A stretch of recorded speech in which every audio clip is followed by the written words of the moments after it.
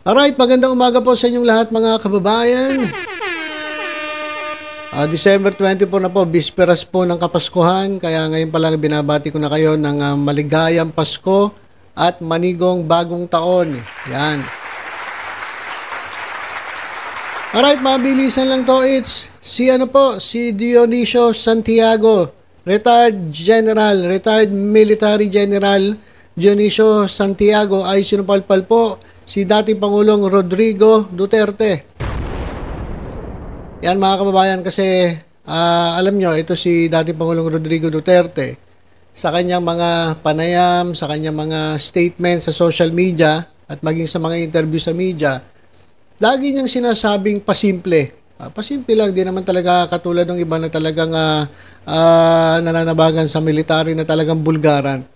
Pero lagi niyang sinasabi at lagi siyang nananawagan dito po sa kapulisan, sa PNP, sa Philippine National Police at sa ating mga kasundaluhan sa AFP Armed Forces of the Philippines na talikuran na itong kanilang suporta kay Presidente Marcos. Lagi siyang nananawagan to oust President Marcos at syempre kapag inalis si Presidente Marcos, ang ipapalit nila ay itong kanyang anak na si Sara Duterte.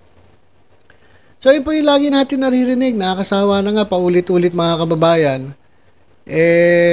Merong mga mga military, meron tayong nababalita sa social media na may mga naglalabas ng mga anong tawag doon, manifesto na sila ay sumusuporta dito sa mga Duterte na alisin ang ating presidente, si Presidente Ferdinand Marcos Jr. sa pwesto. So yan po yung dami pong panawagan na ganyan, lalong-lalo na sa maisog. Diyan sa kanilang grupo na itinayo ng mga DD shit, mga kababayan. At dahil dyan, ito pong si ex-military. Actually, ito mga kababayan, si Dionisio Santiago ay ex-cabinet member of former President Rodrigo Duterte. Siya ay nanungkulan ng 2017 to 2022. Ito pong retiradong general na ito ay, maganda po ang track record ni Mr. Dionisio Santiago. So, dito sa panawagan ni Duterte, nagsalita po si retired General Santiago. Sabi niya, hindi kami puro bobo doon. So, ibig sabihin, yung mga military na sumusuporta diyan sa panawagan ni dating Pangulong Duterte, parang pinapalabas ni Santiago na mga bobo. Yung mga talagang sumisigaw pa, meron akong mga kababayan, may papakita ko sa inyong video mga kababayan, sandali lang, buti naalala ko. May papakita ko sa inyo. Ito mga kababayan, ito, nakita ko lang ito sa TikTok. Isa pong retired PMA. Hindi po kilala to wala po yung pangalan. At may matinding babala kay Marcos Jr. sa kanyang administrasyon. Sabi ba naman matatapos din ang ligaya mo? Sabi na itong retired PMA yan. Hindi ko alam kung totoo Kasi baka naman nagsuot lang to ng uniforme. Ang isa ito sa mga bobo mga kababayan, pakinggan natin yung sinasabi na ito. BBM, hanggat maaga, huwag mo kaming akusahan na kami ay mga destabilizer sa sala na ikaw ang gumawa. Hindi mo kayang linglangin at itago ang katotohanan, BBM, na nagpabaya ka, nag-abuso kayo o abusado kayo sa inyong mga kapangyarihan. Tandaan lamang ninyo na naandito kami at patuloy kaming gagabay para mapangalagaan ang kapakanan ng taong bayan at ang mahal namin sa buhay.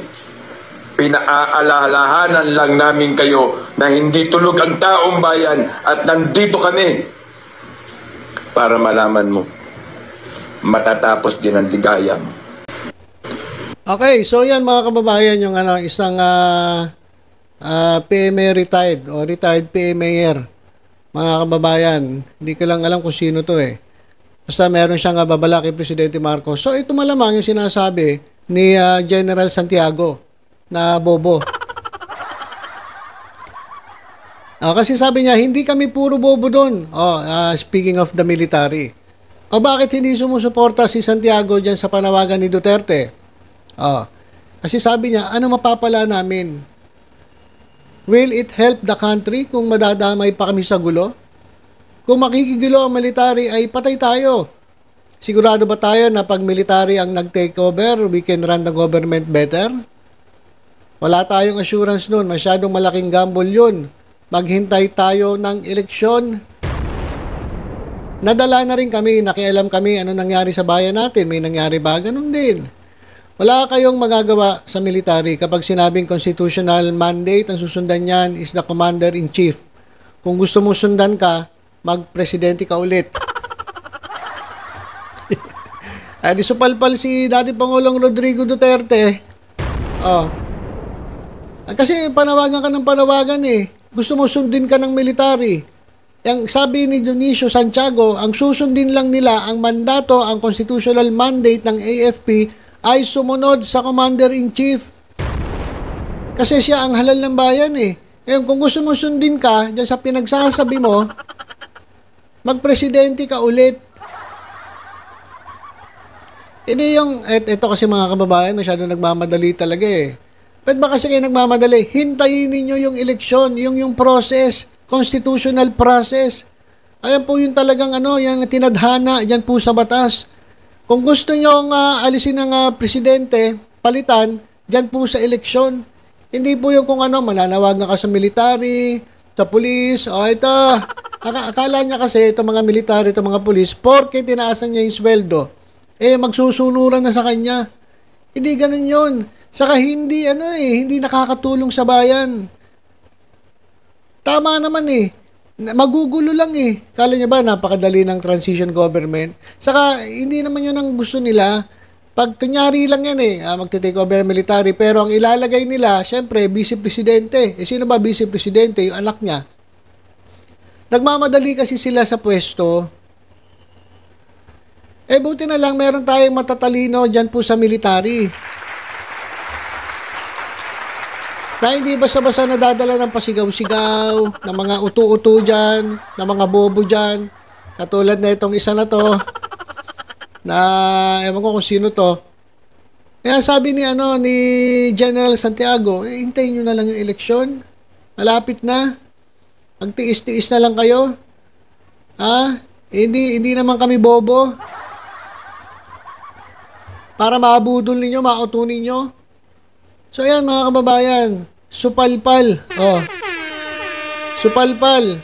Si Dati Pangulong Rodrigo Duterte dito kay Dionisio Santiago. Kung gusto mo na sundin ka ng military, Mr. Former President, magpresidente ka daw ulit. Grabe, sakit naman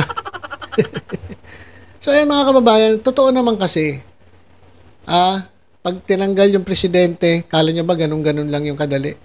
Mas mahirap yun at baka gamitin pa yan ng mga iba't ibang grupo para manggulo-guluhin itong ating bansa. Kasi ang problema kasi masyadong mga sakim sa kapangyarihan Sakim sa pera, sakim sa kapangyarihan, lahat na. Gustong angkinin. Buti na lang. At marami pong mga Pilipino katulad natin, at marami pa sa military at sa mga pulis ang hindi nagpapabudol. At hindi mga bobo na nagpapagamit dito po sa mga sakim sa kapangyarihan. Alright, so yun lang po mga kababayan ang update natin.